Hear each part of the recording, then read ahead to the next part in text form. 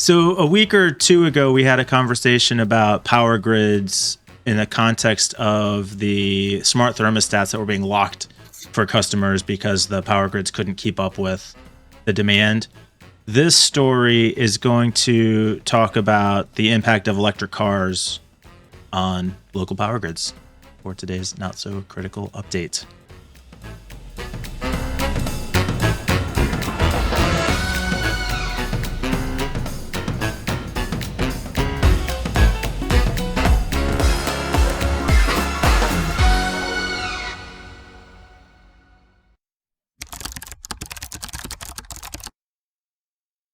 Basically, what this article is saying is that power grids depend on kind of recharging at night and not having to carry heavy loads 24 hours a day. So people charging their EVs, electric vehicles, at night taxes the power grid during what would normally be downtimes in a way that could potentially create problems. Yeah. First thing that comes to mind, zero sympathy. Yeah, invest more money into position. the grid. Like, don't give a shit. There's a famous story in the UK, right, about how there's the most popular soap opera here is called EastEnders, or at least it was at some point. Called what? Very long running EastEnders. Mm-hmm. Yeah. It's famous for this like drum thing that comes in. It's got a do.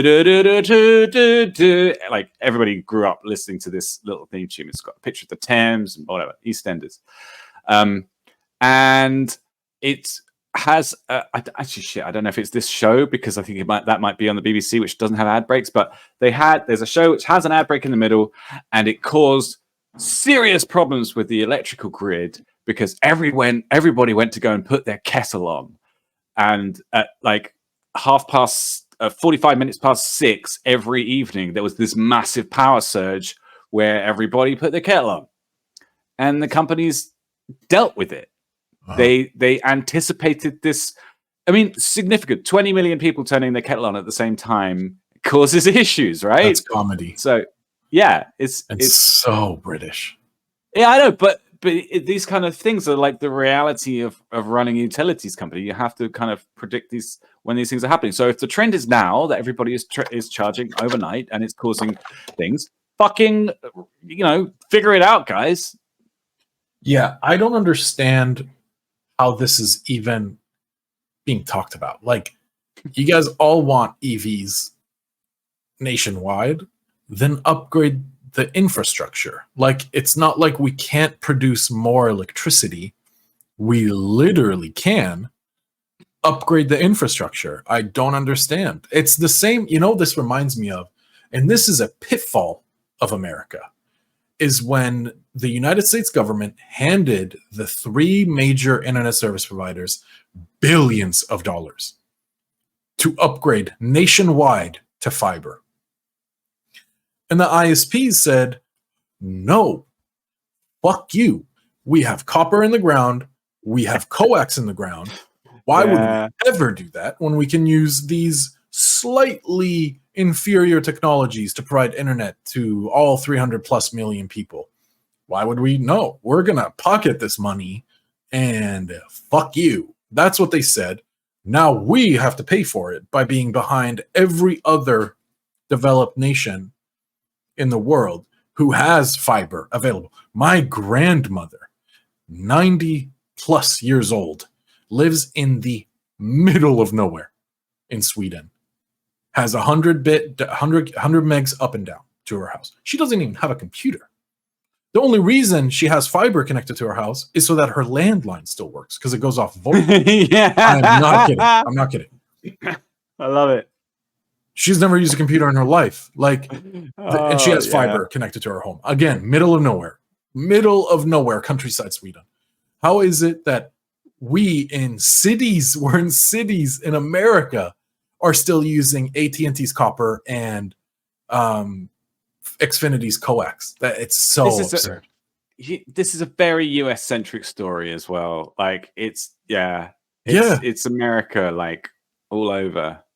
Power companies are privatized, and they are rushing out articles like this saying like, yeah, if you guys keep getting EVs, we're in trouble. It's like, yeah, fucking idiots. Build more.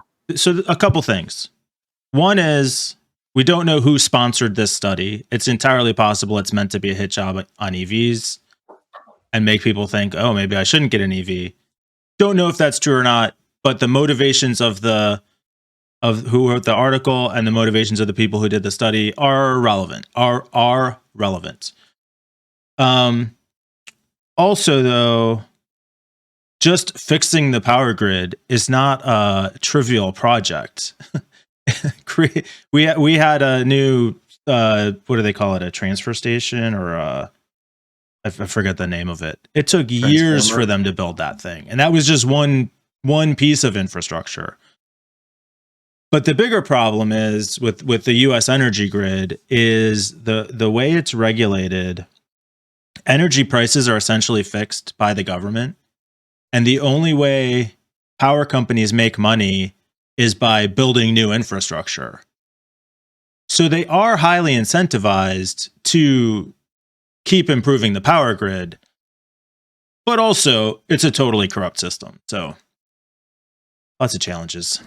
I don't know. It just reminds me of PG&E getting sued after I forget what it was called. There was a massive fire in California. Campfire fire, right? And it was the third time it happened that they were sued for that exact same thing. I have a friend whose family lost everything. They lost their new house. They lost all of their material things, and then also all of the pictures from their kids of them growing up, memories, vacations, everything gone because of this fire. And it's all attributed to PG&E not running inspections like the way they were supposed to. Mosquito fire is the most recent one, I think. So, and their solution, PG&E's solution now is brownouts. It's blackouts. It's saying, oh, it's really hot today. We're turning the power off. Good luck. Yeah, it's so that's just like a short-term stopgap type thing. But those kind of things tend to live on, unfortunately. This work was funded by the California Energy Commission with grant with blah blah blah by the U.S. National Science Foundation through funding from the Stanford Bits and Watts EV50 initiative, from the Precourt Institute for Energy, and from Volkswagen. So this SLAC National Accelerator Laboratory. SLAC National Accelerator Laboratory is operated for the U.S. Department of Energy by Stanford University. That's who funded it.